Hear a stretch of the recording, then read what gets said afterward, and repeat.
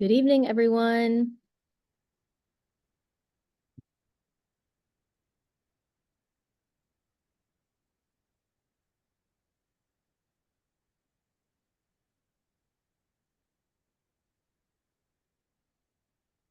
We will give folks just another minute and then we will get started.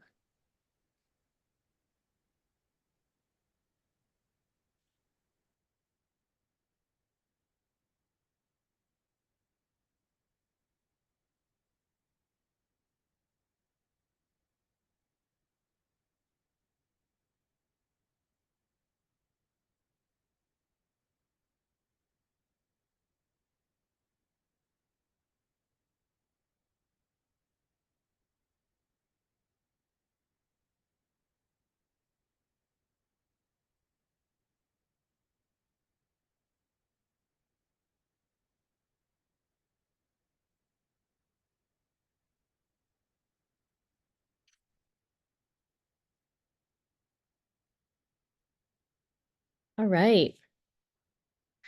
Well, welcome everyone to our second Tiger Talk webinar of this summer series. My name is Casey Ford and I serve as the Interim Director for Student Transitions in the Center for Student Leadership and Engagement here at Clemson. And so part of our new student and family orientation process this summer is this webinar series, which is really aimed at giving you all some additional in-depth time with several of our experts across campus who can really speak to their areas and speak to resources that are available for you all as supporters of your students. And so tonight's is Tiger Talk, helping your student transition to Clemson. So we will talk through all things university housing, parking and transportation, as well as transfer student support here at Clemson. In just a minute, I will let our panelists introduce themselves. They will each share some content throughout our presentation. While that's happening, we'll monitor some questions and answers, and then we will have a little bit of time at the very end to answer any that maybe we have not gotten to at that point. I'll wrap us up with some closing reminders, and then we will be finished. So as you all are probably more familiar than you would like to be, this is a Zoom webinar. And so super similar to a Zoom meeting, except of course you can only see our faces. Audio and video has been muted just to keep us moving along slowly. And this is being recorded. So if there are pieces of this that you missed, or maybe you have friends who wanted to come but weren't able to make tonight's, no worries there. As soon as the recording is kind of processed and formatted the way that we need it to be, we will share this back out with you all on the Clemson Parent and Family Experience portal. Give us about a week to get everything kind of set up the way that we need it to, but then we'll send out an email blast with a link to this recording. You'll see on your toolbar, you have a couple features there, one of which is the question and answer feature. If you would use that option to submit any questions, that will help us kind of keep those in one place and make sure that we can answer those as we're going through the webinar. So as you're hearing information and maybe have points that you want to clarify, feel free to submit those there. We as panelists have the ability to answer them either by chatting back that answer, or we will answer them live as we're speaking. And then again, any that we don't get to at the very end, we'll make sure to follow up with you all kind of individually after this evening to make sure that you get the answers you need. All right, with that, I will turn it over to our panelists to introduce themselves. Hello, everyone. My name is Dr. Lisa Evinger. I serve as the Interim Assistant Vice President for Housing and Residence Life. Tonight, I will be speaking about Clemson Home. Hi, my name is Mason Mitchell. I'm a recent alum of Clemson University. I'm also the TDM Program Coordinator for Parking and Transportation Services. Hi, my name is Chloe Dragos. I am the second year graduate assistant for transfer programs and engagement. So I'll be touching on the transfer program side of things and engagement here to Clemson. Awesome. Appreciate you all being here. And then I think kicking us off is Dr. Lisa Evinger.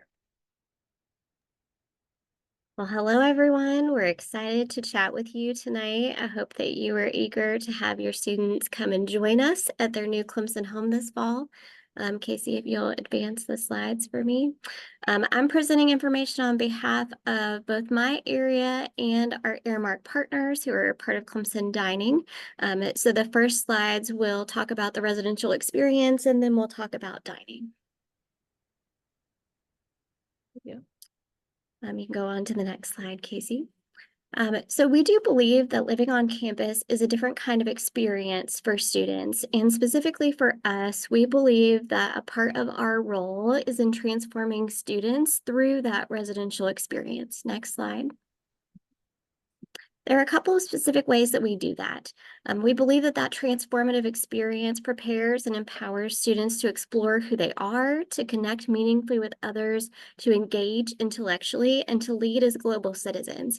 And so as we go throughout the year, we've prepared things to help students learn and grow in these specific areas. Next slide, please. The communication strategies that we use to do this, and Casey, I think you're probably going to have to click multiple times, sorry, are first our Tiger Talks. A residential community mentor is what many of you probably know as an RA or a resident assistant. And they have typically 30 or so students that are a part of their community setup. And so they take time to get to know those individual students and to have conversations with them throughout the year around both informal and structured topics that are related to those specific things that I referenced on the previous slide. We also host multiple events per month for students. These are pre-planned, and students are welcome to come join us whenever they like, but certainly we hope that they will take the opportunity to engage with other members of their community, to learn some information. We do assessment on all of our events, and you can see here on the slide a couple of examples of how we gather some feedback from folks about those. And every year, as we pre-plan for the next year, we say, what worked? What didn't? What did students like? What did they really engage with? And so we're excited to bring back some things that were really successful last year, and also to throw out some things that weren't and replace them with things that we're excited about trying this year instead. We also do a newsletter monthly that is something that in print form or in electronic form allows us to share campus resources. We understand from our internal study of just what happens here in housing, but also theory and research in higher education about what types of things students are experiencing at different points in the year. And so we make sure that we push those campus resources in a very timely fashion. For example, if we know in October that incoming students are having their first midterm exams and maybe or maybe not have previously engaged with academic resources on campus, but now are really feeling like they need them, then a timely part of the newsletter for October is about the Academic Success Center, about visiting your professor's office hours, and other things that might help them tune in to those services that could help them at that time and also for the rest of the year. Next slide, please. This is just a preview for you of some of the things that we've put together, or at least the themes around which we've put them together.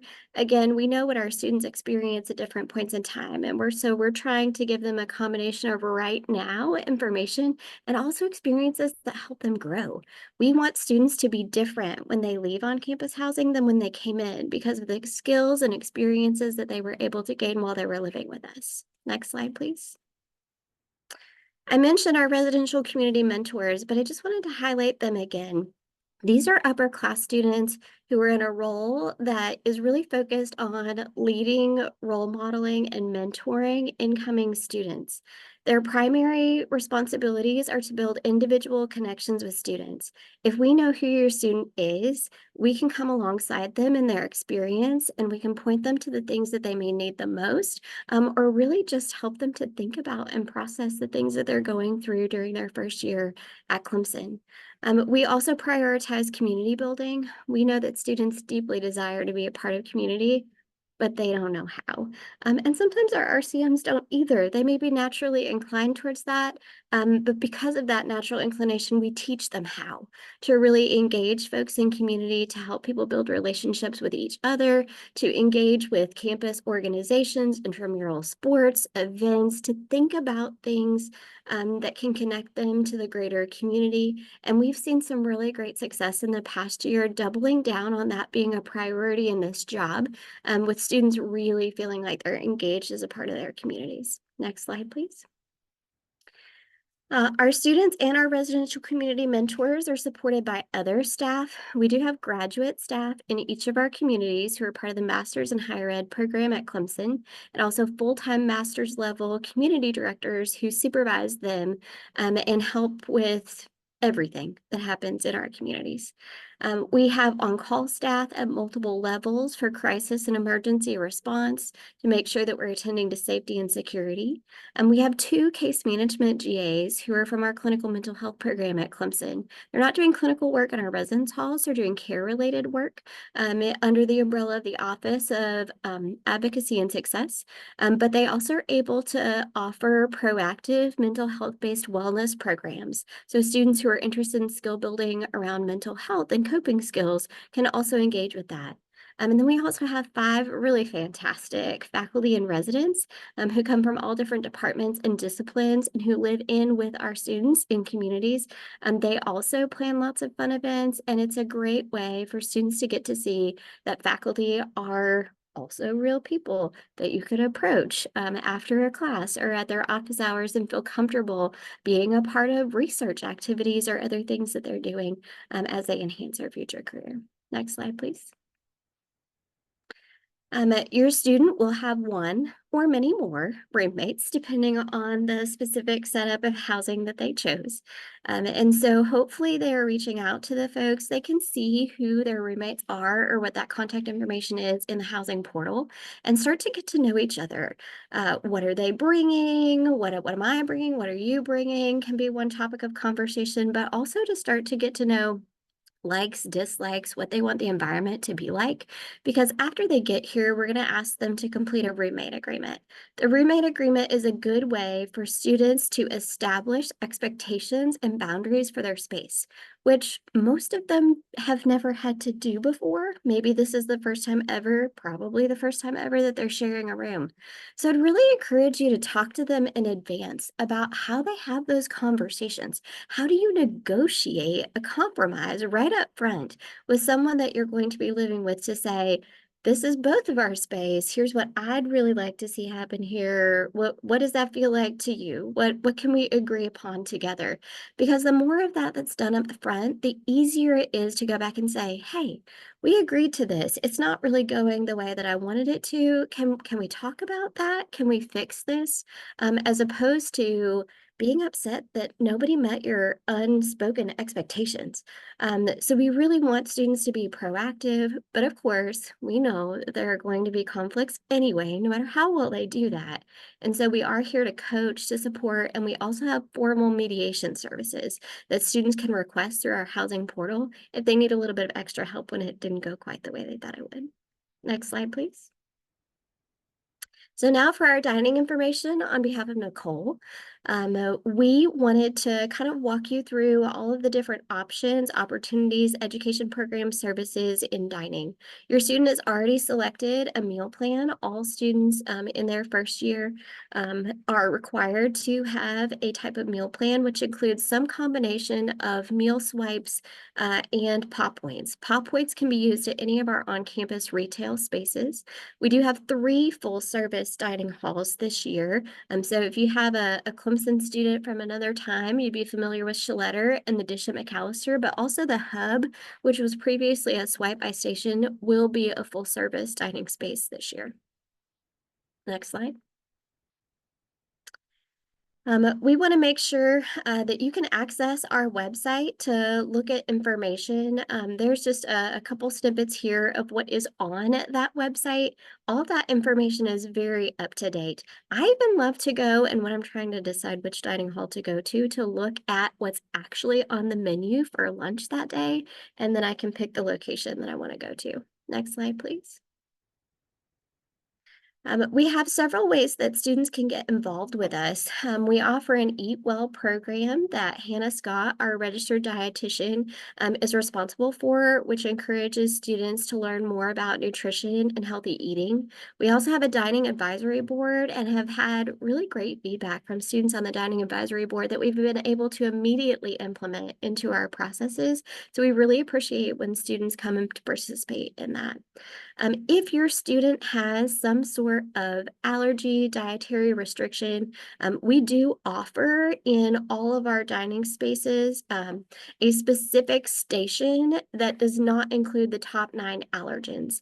And if that's not enough, please have your student reach out to Hannah. She will make an individual plan with each student or walk them through a dining space and talk to them about how to read the labels on things. If your student has a really, really specific thing, we will even make a plate that is just for them. Like if they can't have anything that has touched anything else, I'll make a very special plate just for them, wrap it in saran wrap, and bring it out to them when they arrive. We can do anything that you need. So please make sure that you reach out to Hannah. And we can help you with those specifics. Next slide, please. We do have tons of retail locations on campus. We do a survey every year, and it tells us what students want to eat. And so we have tailored our retail locations around those preferences, and we add new ones pretty frequently. So my favorite, of course, is the Stripes Grill. We have a famous buffalo chicken wrap that used to be in the grill at Hendrix, and they stopped the grill at Hendrix and put, well, other things that I like there. But I was really disappointed until Stripes Grill came back. There's even, if you can find it on YouTube, a music video that some students that I knew several years ago made about buffalo chicken wraps, so they're quite infamous. Next slide, please. Finally, we wanted to make sure that you know that we are ready for you to arrive on campus. We had our last move-in planning meeting today at 1 o'clock, in fact. So we are all set and ready to go. We will be pushing out some additional information to you very soon. There is a move-in packet that will go to your student in the Clemson Home portal. That has everything that you need to know in it, including downloadable packing labels and also a parking pass/check-in page with a QR code that you print. So that's all one document this year. When you print that and put it in your dash, the student's QR code will be scanned at our P5 check-in lot where they pick up their key. And then when they get to their building, you leave that on your dash, and that is also your unloading pass for that day. You still need to buy a parking pass. I'm sure Rachel will tell you that next. But for that day, you have that 30-minute unloading. If you have questions, you're certainly welcome to contact us, but encourage you to look at that move-in packet. Your student probably also already signed up for their move-in appointment, which is very important. Those were available in the portal as soon as your student selected housing. Although I know there are a couple of people that we're still waiting to assign, so it's possible that you might not have had the ability to do that yet, but you will very soon be able to sign up for that move-in appointment. Feel free to go into our portal anytime to do that. And by chance, if you've already signed up and it's not a good time for you after all, you can also go ahead and cancel that in the portal and then pick up a new one instead. We're really looking forward to having you here in August.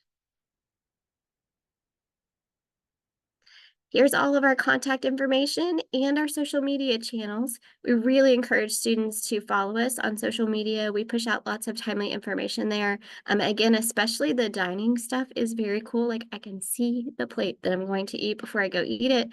But also they push out some really cool events. You'd be surprised how popular the dining events are. Bingo and Shaletter is a real hit. So please follow us to make sure that you're getting all of that information.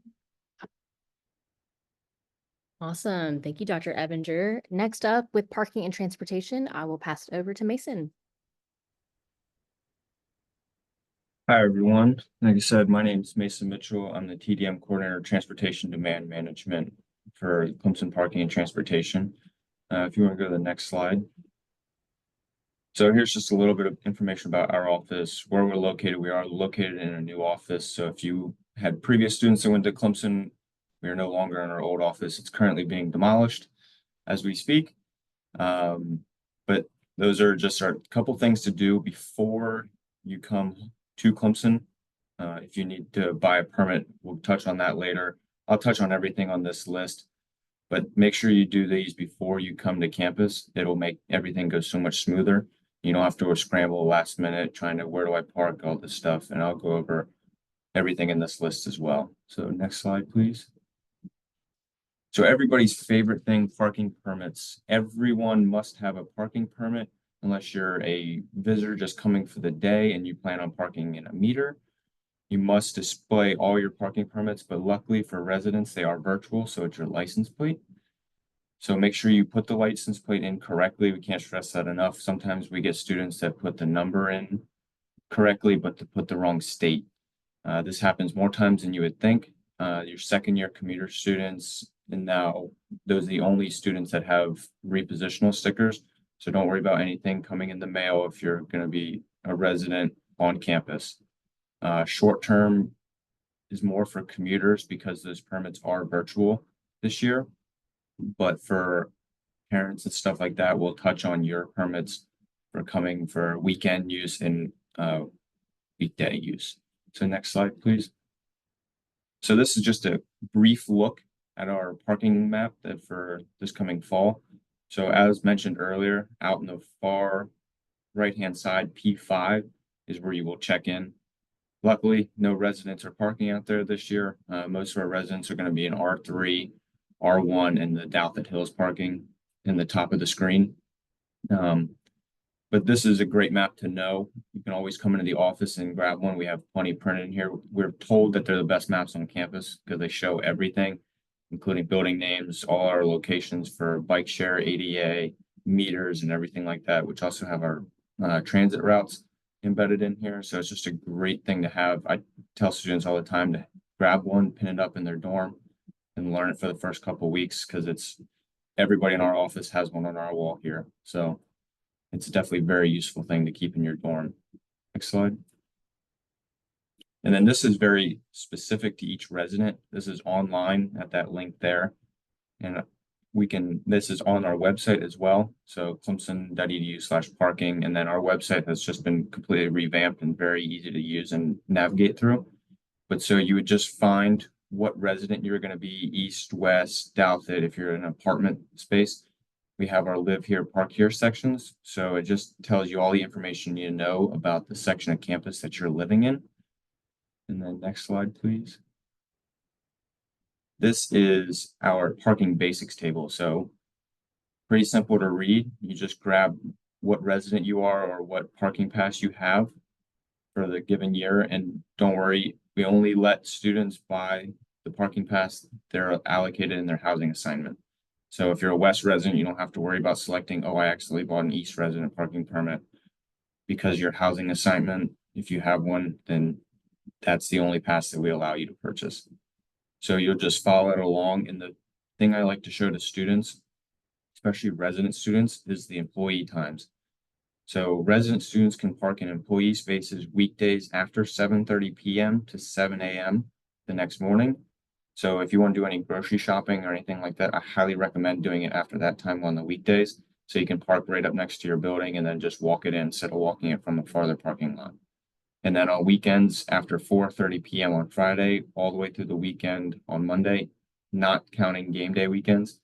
Sadly, nobody gets to park in employee spaces on weekends, not even us, the employees. So all those spaces get allocated out to football parking. And then I'll piggyback off this is West residents have to move their cars for game days. So back to that map that was up there earlier, West residents will have to move out to our park and ride lots where we offer a shuttle that takes students back to campus.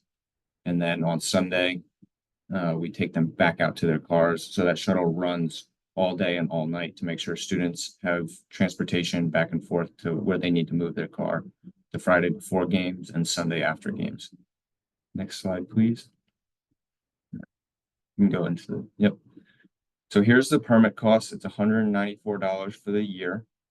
They do prorate the 16th of every month. So if you are a student that is unsure if they want to bring a car or not, we never sell out of parking passes. We sell our resident permits 1-to-1. So you can buy a permit all year long. You don't ever have to worry about us selling out or them not being available. We have students that will bring their car for the last couple months just because it's warm, they want to go drive for vacations and stuff like that they need their car for. West resident tip, if you're a little hesitant about moving your car for games, We recommend buying a pass around Christmas time because that's when you'll get it the cheapest price. It'll be about half off after the 16th of December. So that's when we recommend buying passes for if you just plan on bringing your car for the spring. Freshmen are allowed to have mopeds and motorcycles. That is unique to Clemson, actually. So there's no specific resident permit for motorcycles or mopeds. Some students like to use them to get around campus or just leave their car in the far lot and use their moped to go around town if needed. The park and ride and carpool permits are for commuter students only. That's just a great option to look at for your second year and plan ahead. Carpool permits are free just because we're trying to reduce the amount of cars coming to campus. They're in mainly employee lots and closest to the doors of buildings. So it's just a program that you apply for through a waiver or an application each semester. It gets looked at by our office, and then we determine if you have classes close enough together and stuff like that. And our park and ride is exterior lots where buses run from 6-minute service during peak times and drop you off in the center of campus. And it's just a good alternative option to the $194 permit. Next slide, please. So like I stated, resident parking permits are $194. This is if you are in each of these categories, this is the lot you'll park in. R1 extension, to anybody that is familiar with Clemson, is the new Kite Hill. They're currently building a nice gravel lot up there, so no more parking in the mud and sliding around the hills when it starts to rain. West residents have the R3 extension. Like I said, they will be required to move for game days. Doubtfit, the magenta lines and apartment magenta lines as well, but they are all stated with signage of what lot you're in, so you don't have to worry about parking in a different lot just because the lines are that color. So next slide, please. So ordering your permit. So you will go online to clemson.edu/parking. You'll order it before you come to campus. Like I said, it makes everything easier. And then for residents, your permit is your license plate, so don't worry about anything coming in the mail. And you don't need to rush to buy it. The system gets bogged down like it did last year because we have a rush of students trying to get it on the 22nd. There is no, like I said, we don't sell out. So if the system starts to bog down, don't worry about it. We will try to reset it and then get it back up and running way before you guys should ever have to be here. Last year it was down for about an hour because of the influx of students trying to buy passes. So if that ever happens, don't fret. It's happened before, and we'll try to get it up and running. Next slide, please. Everybody's favorite topic, parking citations. So that little tag up at the top, you just follow the rules and park where you're supposed to. You don't ever have to worry about this slide. The 50%, if you do happen to get a ticket, the 50% discount within 15 calendar days, unless you get a tow, is a great thing to know. You're going to have to pay it anyway. And if you do appeal it, it does go on hold.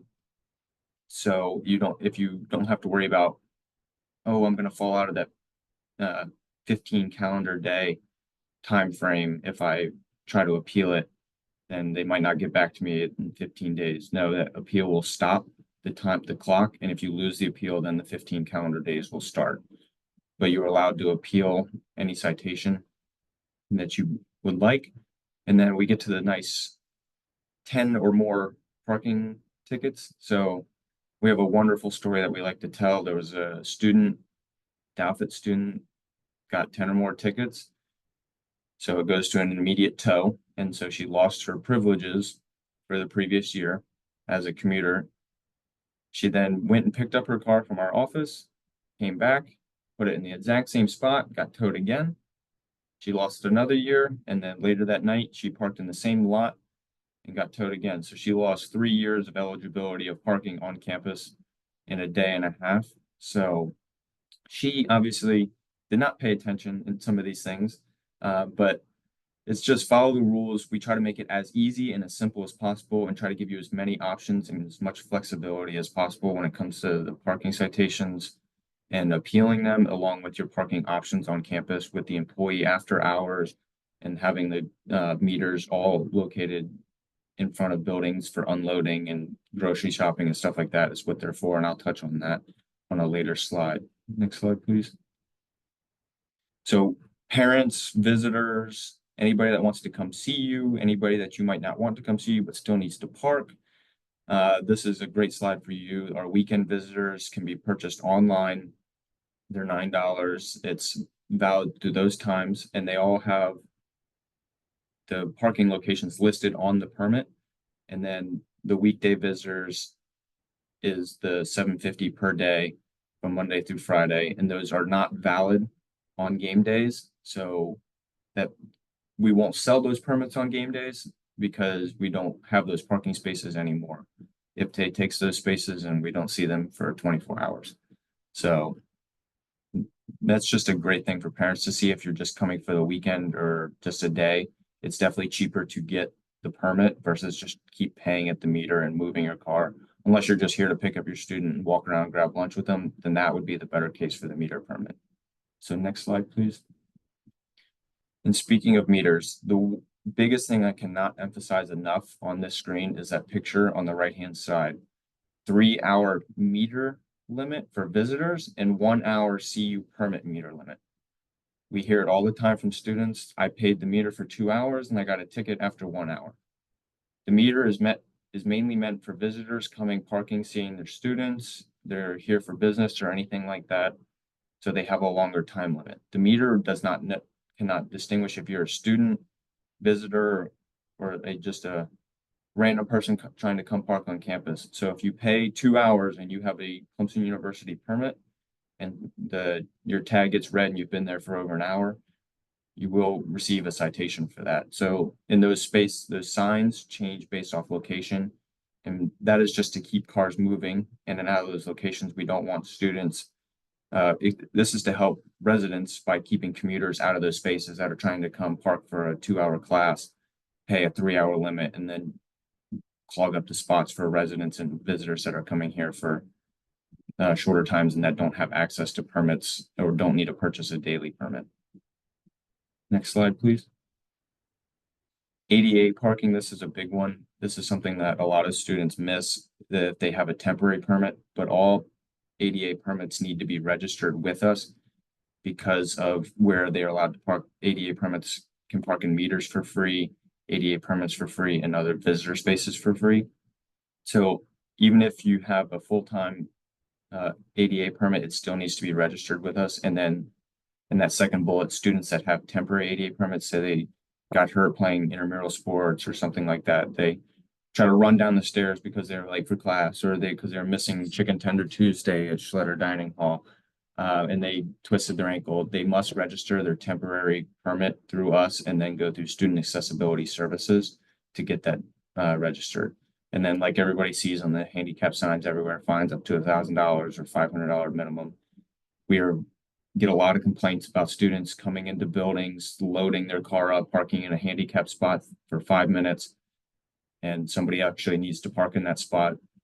Just park in a meter. We have plenty of meter spaces in front of the buildings. So I can't stress this enough. Please, if you're coming to run into your building, if you're going to use any spot, don't use a handicap spot, because that fine is going to hurt a lot more than a $30 unpaid meter ticket if that's what you're going to choose to park. So next slide, please. And then, so we'll move into, if you're not bringing a car, this is going to be mainly for you. These are our on-campus routes. These mainly pull in from commuter lots or the athletic routes. So the orange route goes all around the football stadium, the basketball stadium, and the baseball stadium. So that's a great one for on-campus students. If you're going to on-campus athletic events later in the day, you can use that to bus out to those. Even though our athletic district is very close, it's still a great thing to use if it's raining or you have to go out there if you're in a suit and you don't feel like walking across campus when it's 90 degrees outside up the hills. It's another great reason to hop in the bus as well. The other two routes are mainly commuter routes. So students, your second and third year, fourth year students that park and then bus in from the commuter lots. The purple and blue route are great for those. Next slide, please. This is Uber for Clemson students. It's going to be changing names to Kluber next year to pick that up. This year we broke a record. We put 120,000 butts in seats. This is the first year since this program has become nighttime Tiger Transit since 2019, that we've done over 100,000 riders. It operates Thursday, 6 p.m. to 2 a.m. on Friday, or sorry, Monday through Thursday, 6 p.m. to 2 a.m. And then Friday through Sunday, 6 p.m. to 6 a.m. And this is a request a ride through your Transloc app. And it's a great service for students that don't want to walk across campus late at night, or if it's raining. You simply pull up the app on your phone and request a ride, and it'll drop you off through virtual bus stops, and it'll show on the pin on the map. It's a great way, like I said, to get across campus. You're coming back from a sporting event or something like that. It's raining. You can request a ride, and the bus will come pick you up. And it's for Clemson students only. Faculty and staff do not have access to this. You may have another student on your bus going on a similar route or having a drop-off location near you. But other than that, it is for Clemson students only, and it's a great safety mechanism. Or just if you don't feel like walking that night, it's cold, raining, like I said, any of those. But it's a great program that we highly recommend to students for the nighttime hours. Next slide, please. Clemson Bike Share. So this is growing rapidly. We're actually just talking today about adding a 11th and 12th location on campus, and we are officially all electric assisted bikes. So you do still have to pedal, but it makes going up the hills around campus pretty easy. And these are all the locations. And like I said, on that parking map, everything's embedded on that. And on the app, you can see all the locations real time with how many bikes are there. And then once you check one out, where all the locations to park are. This is a great way, just 24 hours a day, to get around campus. You can pretty much get anywhere from campus in 5 minutes through one of these docking stations, and they're located in front of pretty much all the dining halls, and then the main classroom buildings as well. So going to class, going to dining halls, and then we're starting to add them more satellite stations. Like I said, this 12th and 11th station closer to residence halls, as we're now starting to expand the system. And like I said, it is a $20 annual membership. So that's $20 from the year you purchase it, not from the start of the semester or the start of the calendar year. And then it's a 25-cent bike unlock fee. But once the bike is unlocked, you get 2 free hours a trip. And if you want, we have people that play the system, and they're completely allowed to. They will just dock a bike and recheck one back out, and then they get 2 free hours of riding again. And then after the 2 hours, you go into a fee structure. So just make sure those bikes go back in the docks. Otherwise, the fee structure will still run. So the 2 free hours, you shouldn't have to go anywhere on campus that's more than 30 minutes. But we actually do have students and professors that use them for exercise because they are assisted. So they're nice to go up the hills with. So it's just a good way if you don't own a bike, but you were thinking about bringing one. I recommend trying this first, just because it is a lot cheaper than trying to purchase a bike where you can't haul one down here, or you're concerned about maintenance on your own bike. We do all the maintenance on these ourselves. And then the batteries are changed all by us as well. So you don't have to worry about dead bikes sitting around campus. So next slide, please. So for students that really don't have a car or really don't want to drive off campus, these are 2 city routes that we subsidize through the university as well. They are operated by the city, so anybody can ride them. It's not just students or faculty. But the red route is a good route that goes deep into downtown Clemson and then deep into central. And then the gold route is our new route that's only a year old. We call it our milk or ice cream route. So as the red route got a lot longer, we started seeing student complaints like, hey, my groceries aren't staying cold because I went to Walmart and I had 6 stops in between me and campus. So we just newly added the gold route, which you either go to the grocery store, you come back with ice cream, or you come back with milk. So the gold route goes to CVS, Publix, and then stops at 2 housing complexes off campus, and then comes right back to campus. Instead of hitting 50 other stops, it's more of a route to help on-campus students get to the grocery store, get prescriptions or anything like that, in case they don't have a car. And it's just a good way to really get out there and then come back in a quick manner versus hopping on the red route, which could take a lot longer to get out to some of these stores. And that is, like I said, CatBus route. So all the information is found on CatBus's website for that. We do have links on our website that will take you to CatBus if you can't find it on their website, but you found it on ours. we do that as well. So next slide, please. So this is a great shuttle if you have classes in Greenville. Some students, especially engineering students, will have sometimes have classes at the CUI Car Center in Greenville. It is free transportation. It's the only bus that you have to actually tap your CUID to get on, just because it does go to Greenville. That keeps the bus to students and faculty. And it is a good, and I'll talk about this in the next slide a little bit. It's a great transfer location. If you want to Uber to GSP, not on one of our airport shuttle list times that you'll see on the next slide. So next slide, please. So our great airport shuttles that are growing rapidly. So it is a very, very popular shuttle service now. We go to Greenville and Charlotte. Those are our opening times, and they do fill up very quickly. So I do recommend signing up as soon as they open. We do move through our wait list very frequently, so we add buses as needed once the wait list fills up. So if you get on the wait list, don't worry. You can send us an email. We'll really look out for your account, but we do move through our wait list pretty heavily. So it's just a good thing to know, because we get a lot of students that get worried, like, hey, I'm on the wait list. I still have my flight booked. Am I going to make my flight? Yes, we do the best that we can. I'd say 90% of the time we get all of our students on buses by adding buses and then helping them find other solutions as well. We have other contacts. If you have to go home for another weekend that we don't offer our shuttle service, we do have other contacts in the area that if you need recommendations, we can get that to you as well. Next slide, please. So these are our apps to download. Everybody's got their apps to see everything. This is for your meters, so you can pay meters by phone. We have a lot of students that if they don't want to get up at 7 a.m. to move their car, they'll pay the meter from their phone, and they can stay in bed longer. So instead of walking out to the meter, they'll pay it from their phone, not have to get up out of their dorm. The B-Cycle app, it's everything through B-Cycle is done through your phone. Like I said, you can see real-time bus location and all that stuff. Transloc, the request a ride, my.clemson to track your buses, and then of course follow our social medias, because everything new and urgent changes all come through there. Next slide, please. And that's all I had. I see some Q&A things in here, so if I see some related to my topic, I'll go ahead and answer those for y'all. But thank you.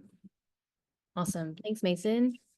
Now wrapping us up with transfer student services, I will hand it over to Chloe. Hey y'all, so our first slide is just going to be introducing our team. So if you can get that, please. So this is our Associate Director is Michaela Crumley. She would be your main point of contact for all of the transfer engagement programming. She helps send out all the newsletters, gets you situated before you meet the rest of our team. And then I'm Chloe Drago, so I'm a second-year graduate assistant in the Higher Education Student Affairs program, and I help advise our peer mentorship program that I'll talk about in a few slides upcoming, and also help with all the programming and engagement, along with Caroline, who is our other grad in the office, who works more on the bridge side of things. Next slide, please.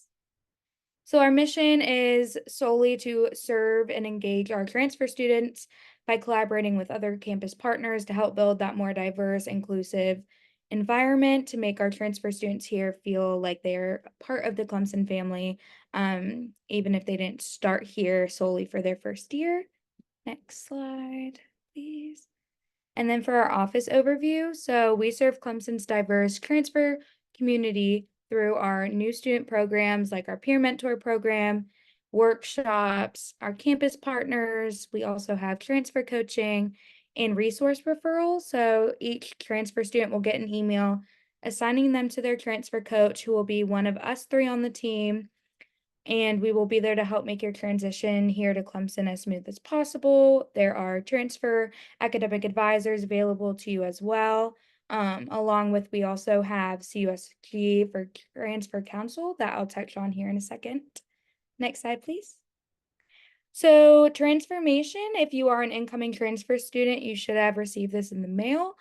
If you have not received it in the mail, it is on its way, but you can go ahead and scan the QR code on our slide, and it's just a checklist that Michaela and our team have made for you to help your transition a little smoother before you're even already on campus. So we do have some good tips and tricks in there as well. Next slide, please. So our involvement that we have, so we have Transfer Council, which is a part of the Clemson University student government. They help plan various social events for the transfer community during the fall and spring semesters. They offer leadership and professional development opportunities that includes executive board positions, community chair positions, and helping with their philanthropy. So they support the philanthropy that is the Alzheimer's Association, and they participate every year in a walk in Anderson. So if that is something that interests you, we definitely suggest being a part of Transfer Council. It is application based, but it is very beneficial to both your social acclimations, but also it does help with the professional development and helps you get in that sense of government if that is something you're interested in. Next slide, please. So Transfer to Tiger is our peer mentorship program that I help advise. And our sole purpose for T2T is we connect new transfer students with an upperclassman mentor, and that student helps facilitate and make sure that you're having a smoother transition to Clemson. Our selected peer mentors are matched with their new transfer student based on reported academic careers and their personal interests for each semester. This is just a great opportunity to help you meet new people that were once in your shoes as well, who went through similar experiences that can help you acclimate more than maybe a friend could that wasn't in the same shoes as you. We also provide professional development opportunities. We host our own workshops, collaborate with academic partners, collaborate with campus partners for service projects, and we also host our own event each month. And then it's also very low commitment, so you get in what you get out of it, and everything is completely free and all of the resources are available. And we also welcome non-transfer students too, but we do solely serve the transfer community. And next slide, please. And then lastly, just ways to stay connected. I know this was a little more shorter presentation than the other two, just because we solely do serve the transfer students, but you can follow us on social media. You can also email Michaela there if you have any questions. We also send out the transfer, which is our biweekly e-newsletter, which has all of our events, all of the different workshops, and our bookings page for your transfer coaching and success coaches. So anytime you have any questions, there's always ways to reach out to us.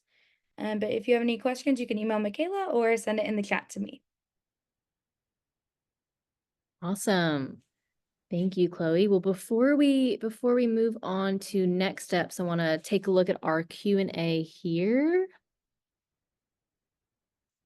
I see one that I can go ahead and cover real quick. Do we need to purchase a temporary parking permit while attending Ready, Set, Roar? Great question. You do not. So parking for Ready, Set, Roar specifically is actually also over in R9 or R10, and I can flip back to Mason's map to show you if that would be helpful. But we've got that all reserved for you all as Ready, Set, Roar participants. So as long as you park in that lot specifically and then ride the shuttle everywhere else, you should be all set. Just to reiterate, if you do park elsewhere, that will not be great and will come with likely a citation as well. So definitely want to stick to that one lot. But 1 day out and 5 days out from the Ready, Set, Roar session that you are attending, we'll send an email that includes those details as well. So no permit needed for those days. Mason, a question here about the airport shuttle being available during the summer. Do you mind taking that one? Yeah, I was trying to type some as we got back into it. Oh, no worries. Which was the question on? Is the airport shuttle available during the summer? Yep. Okay, yeah, so that one is, yeah, so the only airport shuttle that we have operating over the summer is coming to Clemson in the fall. So I have that date. I don't know why it wasn't on the slide. It is on the airport shuttle website. I believe it's, so class dates around August 15th this year, or when does class start this year? I'm not familiar with. It's like the 22nd, 23rd, whatever that Wednesday is. Let's I see. don't have it off the top of my head. I apologize. But usually it's that Friday, Saturday, Sunday, Monday before class start around move-in is when the airport shuttle runs for students coming to the summer. are coming to start for the fall. And then you may have said this. I want to say is it like the first week of August that Yeah, so we'll run that. Let me see if I can pull it up real quick. But yeah, the airport shuttles are free. I saw that question on there as well. The only fee that you can get for an airport shuttle is if you no show or cancel within 24 hours, it's only a $5 fee. But it's free. Otherwise, you just go and sign up. You can only sign up for one time slot at a time. That stops students from just signing up for a bunch because they don't know their flight yet. Book your flights and then sign up for the shuttle that best suits you, because you only will be allowed to sign up for one. first And day of class? then, First day of class is confirmed August 21st. okay, so let's see. I can answer some of the other questions while I try to find that August date. Yep. You want to go down the list and select them? Yeah, let's see. Question about bike share program that you talked about. 2 hours of ride time is included with the $20 membership. Yes. So to get it out of the rack. yep, so you'll pay the $20 to activate your membership. That starts your year-long membership. And then you can turn off or turn on auto renew on that day next year. And then it's 25 cents to get it out of the dock every time you choose to use the bike. And once it's out of the dock is when you get 2 free hours of trip time each trip.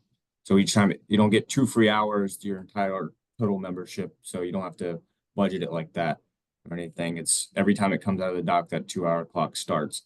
And then once you put it back in is when your time ends. And then I see on our airport shuttle sheet, which is online as well in PDF form, date of reservations for coming to campus open Tuesday, July 9th at 7:45 a.m. The arrival dates start August 13th to August 20th. So that encompasses early move-in to day before classes start is when we were running those airport shuttles. Perfect. Let's see.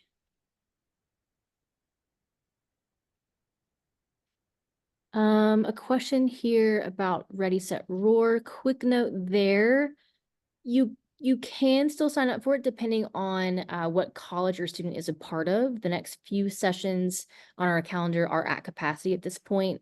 And so very likely if your student is an engineering student or a business student, unfortunately the answer is no, but a couple colleges still left on our July and our July session lists do still have space. So your student would do that through their admitted student portal and would register you as well if you'd like to attend.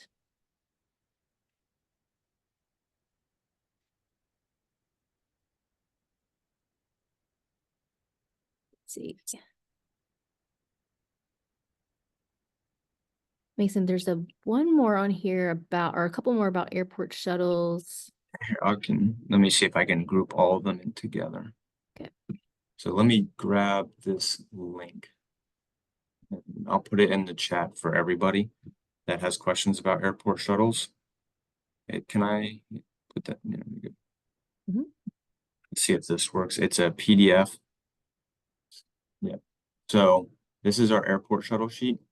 This has all of our opening and closings, when they open for reservations and when they run. So for start of semester, if you look at that sheet, there is no departure dates because we are not departing. Nobody's going to the airport. Everybody's coming to Clemson. So for fall break, the first break, we will have our departure dates. It opens August 6th. And then the departure dates when the bus will take your students to the airport, and then the arrival dates of when our buses are at the airports bringing students back. And then you can go to the website on that information sheet and you'll be able to select which airport shuttle you'd like to be on and what time. I did see one about delays and cancellations. Yes, I would try to book your flight around the times that we offer, as long as it's not late at night, because the shuttles only run for so late at night, and they do have the standard departure times on there. We do a good job at, our managers are on staff pretty much 24/7 during airport shuttles and are on the clock working to help with cancellations, because I can't remember the last time I flew on a flight that wasn't canceled or slightly delayed or something like that. So if we need to hold the bus for 30 minutes, more likely than not, there will be more than one Clemson student getting on an airport shuttle on that bus. You'll just give the on-demand number a call. Just say, hey, the flight's coming in 30 minutes late, and we can usually hold the bus for your student. And then that's all handled day of and based off situation. And then I see one about, just because we're on airport shuttles, recommendations for transportation to GSP. That is that CUI card bus, that slide that we had up. It's a bus that runs pretty much 90% of the way to Greenville. It's a cheaper option than Ubering from Clemson. So you take the bus to the CUI car center in Greenville and then catch an Uber from there to the airport. Like I said, it gets you 90% of the way there and turns $100 Uber and it's like a $10 Uber.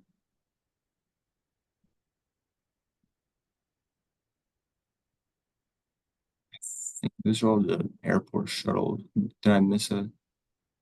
Let's see. While we're on airport shuttles.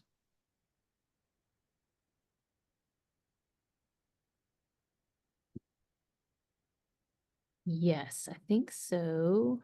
I do see one about using it as an Uber to the airport, find this easier option outside the airport transport. Yeah, we have a lot of students that use it.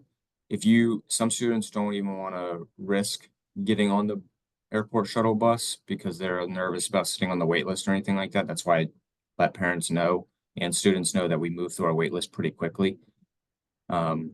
But yeah, students will use this outside of those airport shuttle times, and they'll use it if they don't mind paying for the Uber themselves from the CUI car center, and they know they're on that bus because that bus is never at 100% capacity and it rotates multiple times throughout the day. So it's a good option if you don't mind paying the small Uber fee. But you can also you don't have to book the CUI car bus. So you're more than welcome to try that last minute and book an airport shuttle and see if you get pulled off the wait list as well. That is just an option for that as well.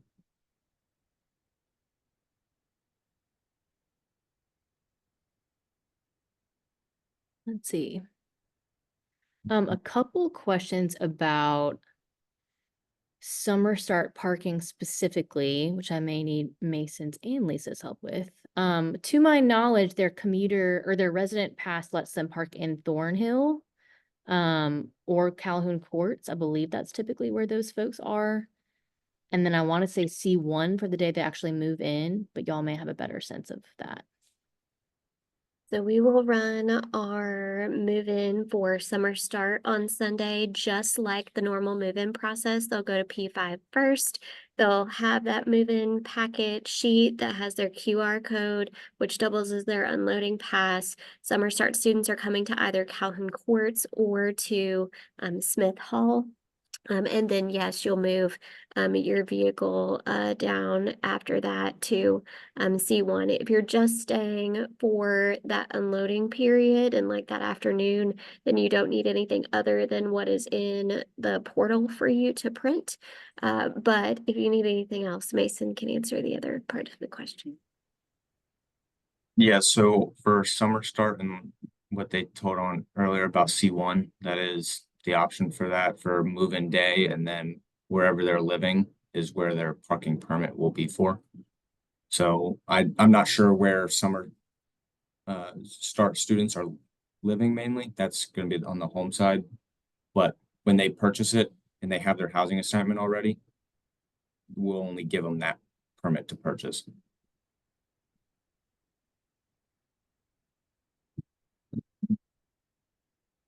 Mason, I think you touched on this, but just a reminder of where visitors should park for football games. Yes, so right now, we don't have general admission parking. We are losing that parking to IPTE this year. So our first come, first serve parking will no longer be available. If it is available, which we're not sure yet, it'll be in a small number.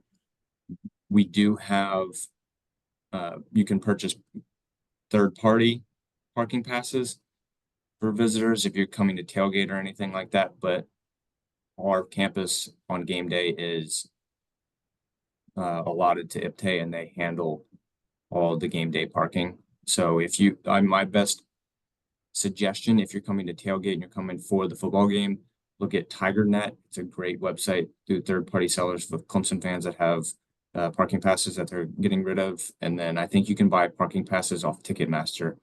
Ticketmaster is Clemson's official ticket website, so that's the one I would trust the most over any of the other third-party ticketing sites, because I know that IPTAY members have all their tickets and passes in Ticketmaster.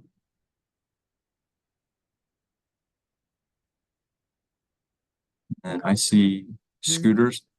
So students with electric scooters, this is a fuzzy area for freshmen because university's policy, not parking and transportation's policy, but all of university policy does not allow e-scooters or e-bikes allowed inside university buildings. So that means if you bring your e-scooter as a freshman, it would be very hard to charge your scooter. Second and third year students will bring them, leave them in their trunk, and then ride it from exterior lots. That might have been what you've seen. Athletic students also will ride them from the athletic district and back up from their cars where their workout rooms and stuff are. But for freshmen, they're not banned, but they just can't charge them in university buildings, and they can't go inside classrooms or anything like that. That goes for e-skateboards as well, anything with a battery, just because we don't know where the battery's coming from, and it's a stance that the university has on battery fires. And from our fire chief, that they just don't allow e-bikes, e-scooters, anything like that inside university buildings. And then I see the last one in here, visiting parent and rental car. Yeah, so once you get your rental car and license plate, if you choose to buy the weekend pass, once you know your license plate or anything like that, just call the office or go online. You can purchase it in our office or online as well. Or we have the laptop in the office that you can buy from as well. But if you're just going to park at the meters, it's just your license plate, and you can add cars on your Flowbird app as well. So once you know your car information, I would say do it when you land in case you get changed to a different car, upgraded, downgraded, whatever your rental car company wants to do. That would be my suggestion, is wait till you actually know your license plate and then do it that way. And I saw another one on there about car covers. It got put away, but yes, you can cover your car. We just have to have your license plate clearly visible. We do have, it's just, we try to stay away from a clear cover or the clear spot for the license plate, because if a glare hits it and stuff like that, we don't want officers having to pick up the car cover to really get your license plate number. So we just recommend tucking it behind your license plate if possible, so there's no glare or anything from the clear screen. All right. I think Lisa is grabbing that last question for us. Appreciate you all engaging with us tonight. Just a couple reminders before we wrap up. This has been recorded, and so again, as soon as it is finished processing and we've got everything kind of edited on our end, I will send a link to that recording as well as a copy of these slides out through the Clemson Parent and Family Experience portal, which I had up here just a second ago. Many of you likely have seen this before, and if you have not, you still very likely have an account in this portal. If this is the first time that you're hearing of that, no worries. Super easy to configure that account, but we have likely gone ahead and added your email in there. And so what we'll do is set up an announcement to go out with all that information that will go straight to your inbox. And then if you are interested in joining any of our additional Tiger Talks this summer, our next one is next week that will focus on health and wellness here at Clemson. And then the full list of our remaining webinars are all on our website. So the Center for Student Leadership and Engagement, if you navigate to that site and click on family programs and then click events, you'll be able to scroll down and register for each of these as well. I believe that, yes, it does, wraps us up. So until next time, thank you all again, and go Tigers. Thank you. Thank you all.